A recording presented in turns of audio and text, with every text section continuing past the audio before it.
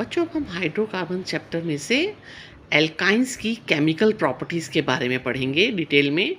उसके पहले मैं आपको इसके सिर्फ दो ही मेथड ऑफ प्रिपरेशन हैं वो बता देती हूँ कैसे बनाया जाता है। कैल्शियम कार्बाइड से वाटर की रिएक्शन करवा के आपको एल्काइन मिलती है या एसिटिलीन मिलती है। देखो CaC2 + 2H2O gives you C2H2 and CaOH whole twice. This acetylene is used for the artificially ripening of fruits.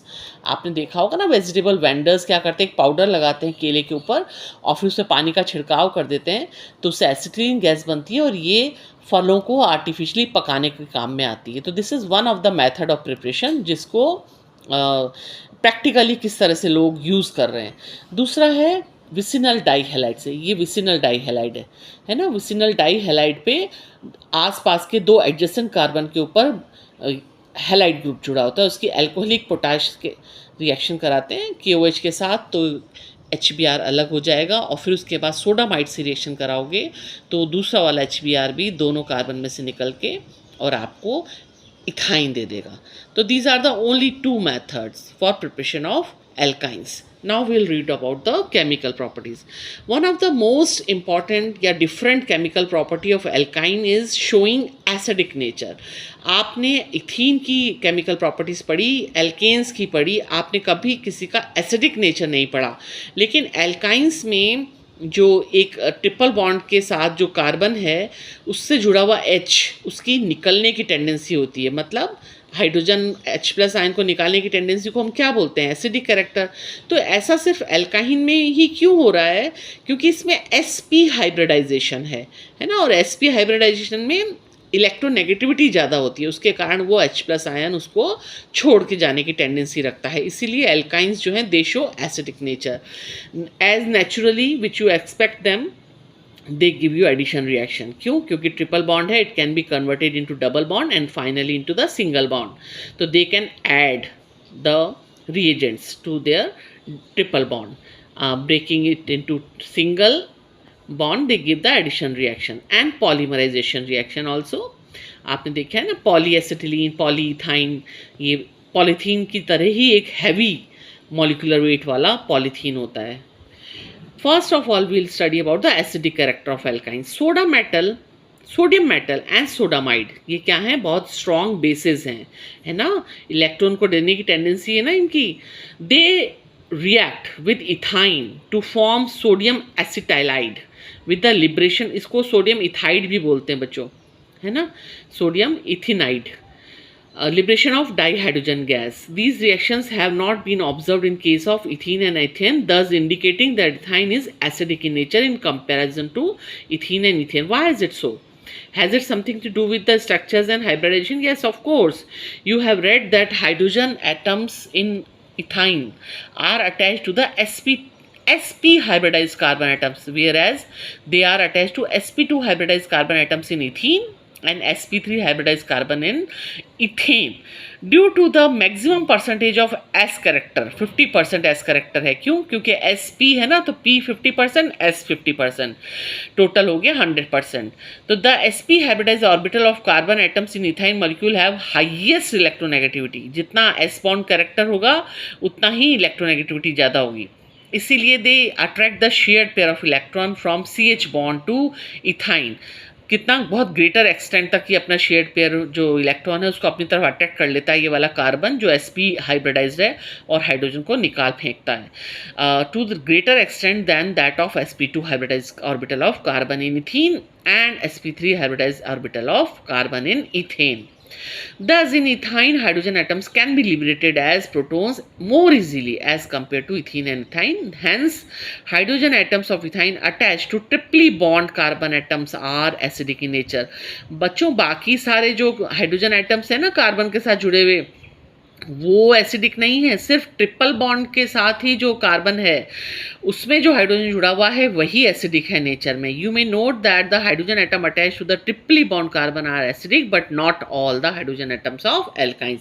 भाई लंबी चेन हो सकती है ना एल्काइंस की, जैसे ये देखो CH, तो ये बाकी सारे हाइड्रोजन एटम नहीं है इसमें से एसिडिक, सिर्फ वही हाइड्रोजन एसिडिक है जो ट्रिपल बॉन्ड के कार्बन के साथ जुड़ा हुआ है, क्योंकि उसी में ही sp character showing you more electronegativity to attract the shared pair of electron towards itself, and H plus is leaving the compound.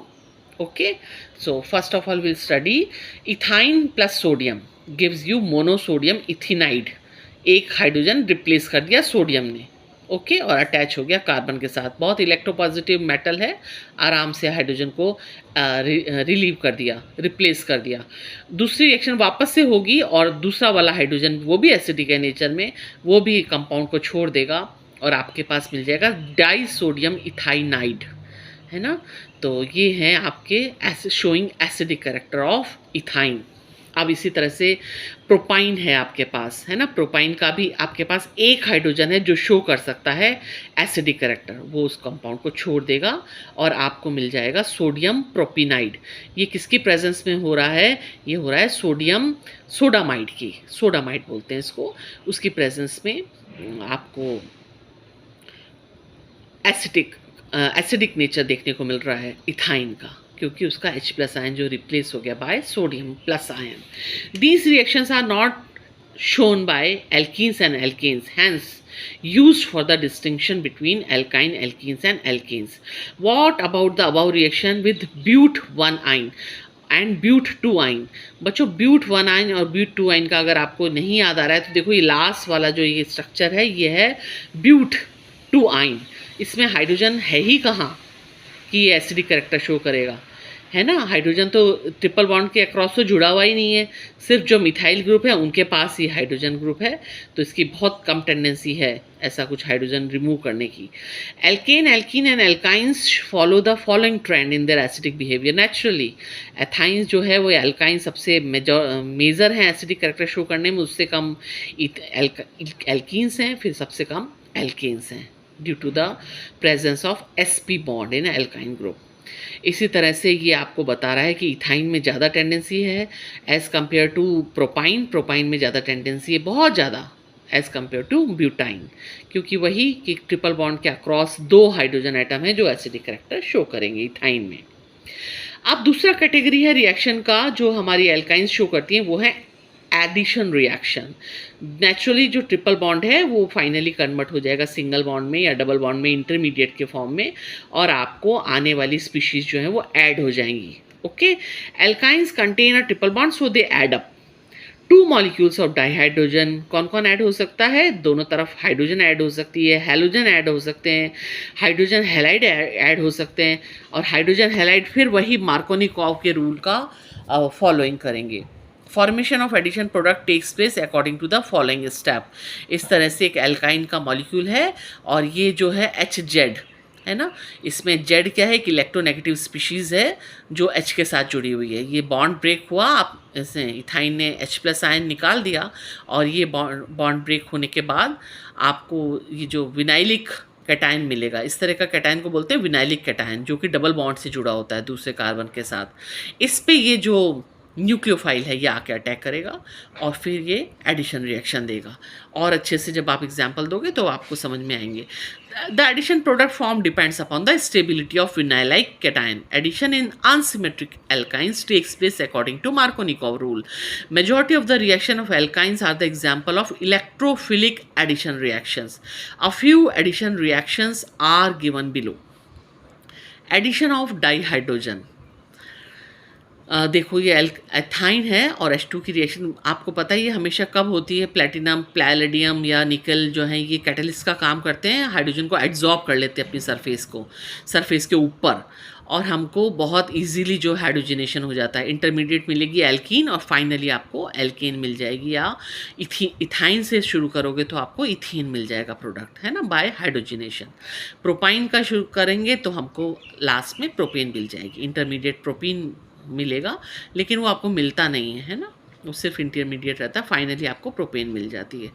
Addition करो हेलोजेंस का, वैसे ही ट्रिपल बॉन्ड जो है वो टूट जाएगा और दोनों तरफ कार्बन पे Br जुड़ जाएंगे। 1,2 डाइब्रोमोप्रोपीन मिलेगा एज एन इंटरमीडिएट, फिर ब्रोमीन रिएक्शन करेगा और आपको 1,1,2,2 टेट्राब्रोमोप्रोपेन मिल जाएगा। Triple bond converted into single bond finally, and 4 halogens are getting attached to both the carbon atoms. अब इसको हम टेस्ट करने के काम में ले सकते हैं कि जब आप इसमें ब्रोमीन डालोगे ना तो ब्रोमीन्स का कलर डीकलराइज हो जाएगा, वो ऑरेंज कलर की होती है, लेकिन आपका जो कंपाउंड बना है 1122 टेट्रा ब्रोमोप्रोपेन, ये कलरलेस होता है। तो अगर आपने ये कलरलेस हो जाता है आपका टेस्ट ट्यूब में डालने पे, ब्रोमीन डालने पे, तो वो इंडिकेटर होता है कि इसके कंपाउंड के अंदर आपका क्या है, अनसेचुरेशन है ना। और अनसेचुरेशन में भी वो इथाइन है, क्योंकि वो डीकलराइज हो गया। एडिशन ऑफ हाइड्रोजन हैलाइड, अब एडिशन ऑफ हाइड्रोजन हैलाइड किस तरह से होता है, वही मार्कोनिकॉव का रूल फॉलो करेंगे। अगर तो सिमेट्रिकल है तो आपको कोई प्रॉब्लम नहीं है। 1,1 डाई ब्रोमोमीथेन, देखो पहले क्या मिला, ब्रोमोइथीन मिला, एक तरफ हाइड्रोजन और दूसरी तरफ Br जुड़ गया। ये तो सिमेट्रिकल इथाइन है, तो एक ही तरह का प्रोडक्ट पॉसिबल है, 1,1 डाई ब्रोमोइथेन। दोनों जो Br हैं वो एक कार्बन से जुड़ गए और उसके जो एच हैं वो दूसरे कार्बन के पास है ना। दोनों टाइम जो एडिशन है वो अकॉर्डिंग टू मार्कोनिकॉव रूल हुआ। अब ये है हमारी अनसिमेट्रिक एल्काइन, प्रोपाइन है। अब इसमें क्या होगा बच्चों, अकॉर्डिंग टू मार्कोनिकॉव जो H है वो कहाँ आके जुड़ेगा, टर्मिनल कार्बन के पास है ना, और बीच में जुड़ेगा ब्रोमो। देखो 2 ब्रोमोप्रोपीन मिलेगा इंटरमीडिएट के फॉर्म में, और फाइनली आपको 2,2 डाई ब्रोमोप्रोपेन मिल जाएगा। उसी से वापस ब्रोमीन आके जुड़ेगा और हाइड्रोजन वही टर्मिनल कार्बन के पास। आपने मैकेनिज्म पढ़ा है ना इथेन में, किस तरह से कार्बोकेटाइन बनते हैं और जो स्टेबिलिटी होती है वो डिसाइड करती है। एल्कीन के केस में पढ़ा है आपने। एडिशन ऑफ वाटर भी सेम टू सेम मार्कोनिकॉव का ही रूल फॉलो करेंगे, और OH ग्रुप बीच में जुड़ेगा और H जो है वो टर्मिनल कार्बन के पास। अब सिमेट्रिकल है तो कोई प्रॉब्लम नहीं है। सिमेट्रिकल है इथाइन, उस पर आपने वाटर की रिएक्शन कराए, एडिशन ऑफ वाटर कराए in the presence of mercuric sulphate and dilute sulphuric acid, जो कि मर्क्यूरिक आयन देंगे और सल्फ्यूरिक एसिड जो है H+ आयन देगा। 333 केल्विन पे रिएक्शन होती है, आपको कार्बोनाइल कंपाउंड्स मिल जाते हैं। देखो आपको इथेनॉल मिल गया, पहले बीच में एक जो इंटरमीडिएट है वो आइसोमराइजेशन होके आपको इथेनॉल दे देगा। तो अल्टीमेटली क्या हुआ, इथाइन पे वाटर के मॉलिक्यूल का एडिशन हो गया, देखो है ना। अच्छा, ये तो इथेनॉल मिला आपको इथाइन से। अब प्रोपाइन है, फिर असिमेट्रिक है ना। तो इसमें भी बीच वाली जो कार्बन है उस पर OH ग्रुप जुड़ेगा और साइड वाले कार्बन पे H ग्रुप जुड़ेगा वाटर का। ये देखो अब इसका आइसोमराइजेशन होकर आपको प्रोपेनॉन मिल जाएगी। तो किस तरह से देखा आपने कि वाटर का एडिशन करने से आपको इथाइन पे एडिशन करोगे वाटर का तो आपको इथेनॉल मिलेगा, और प्रोपाइन पे एडिशन करोगे तो आपको प्रोपेनॉन मिलेगी, कीटोन्स मिलते हैं। ओके, तो इंपॉर्टेंट रिएक्शन है काफ़ी।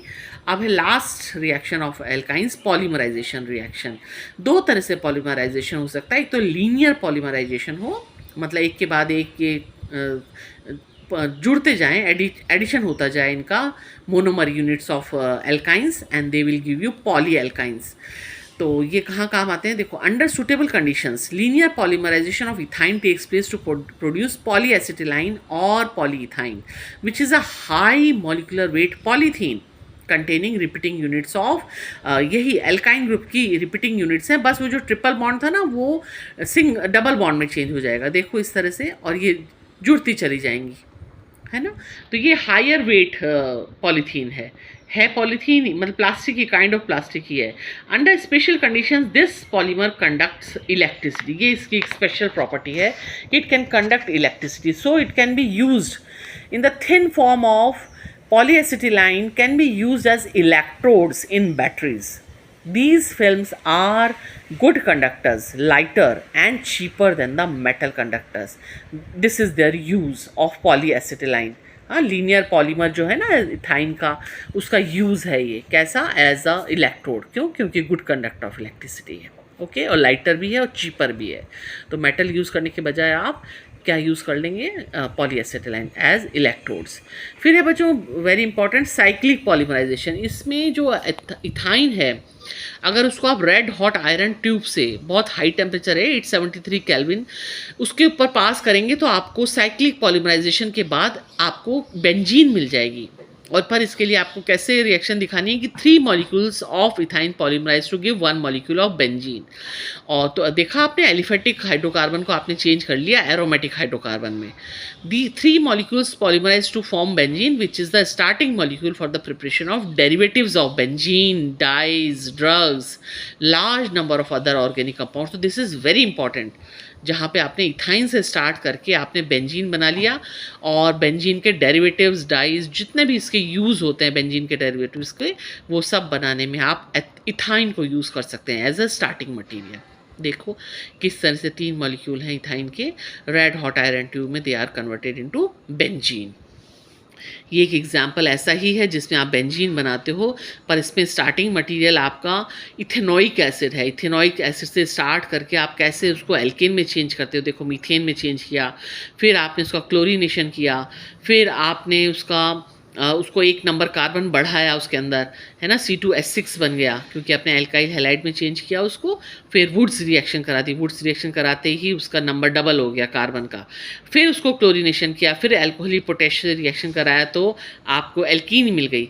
एल्कीन से फिर आपने ब्रोमिनेशन कराया और अल्कोहलिक पोटेश से रिएक्शन कराई, तो फिर आपको एक एल्कीन मिली, लेकिन उसको आप सोडामाइड के साथ आप एल्काइन में चेंज कर सकते हो, और सोडामाइड से आपने एल्काइन बना लिया, एल्काइन को रेड हॉट ट्यूब में भेजा तो आपको बेंजीन मिल गई। तो this was a very good reaction of conversion from ethanoic acid to benzene, है ना। कितने सारे स्टेप्स हैं, लेकिन अगर आपने अच्छे से सारे मेथड पढ़े हैं और केमिकल प्रॉपर्टीज़ पढ़ी हैं तो you can solve this question easily.